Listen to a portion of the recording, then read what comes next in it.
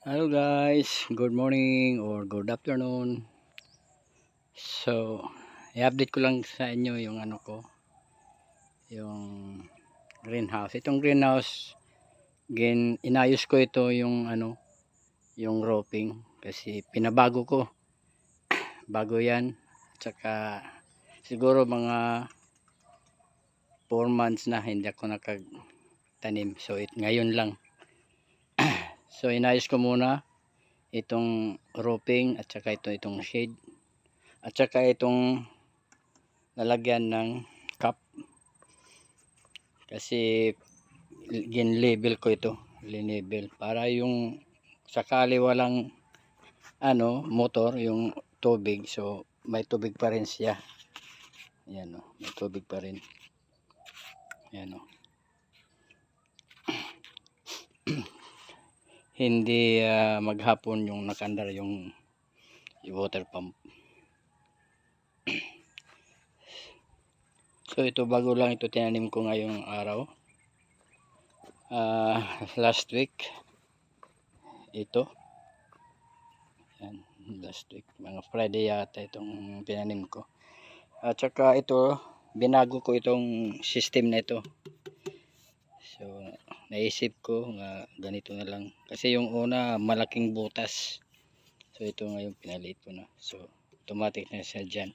Kung maglilinis ako nito, tinatakpan ko lang ito ng cellophane para yung dumi sa labas siya. No, hindi mapunta sa reservoir.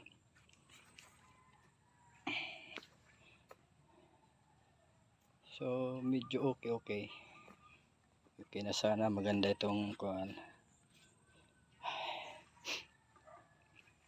So ngayon is November 21, 2025.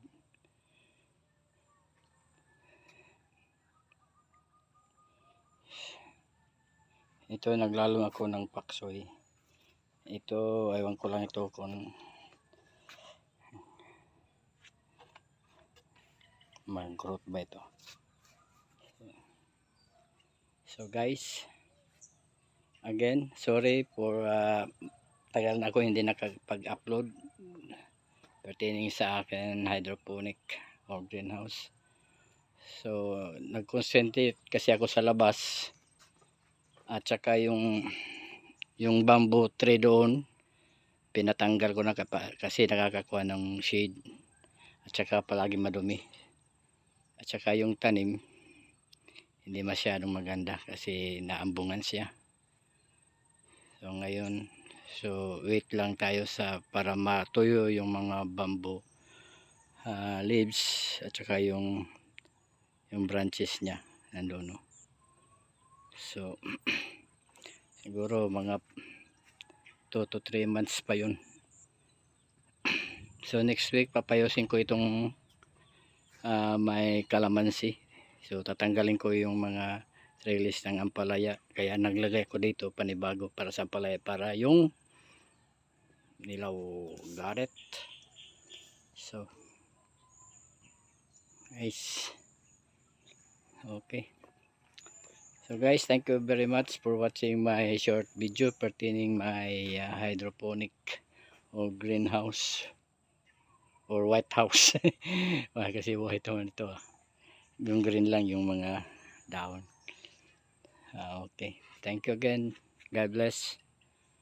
See you next time. Hear you next time my short video. Guys, thank you very much. Have a nice day. Bye.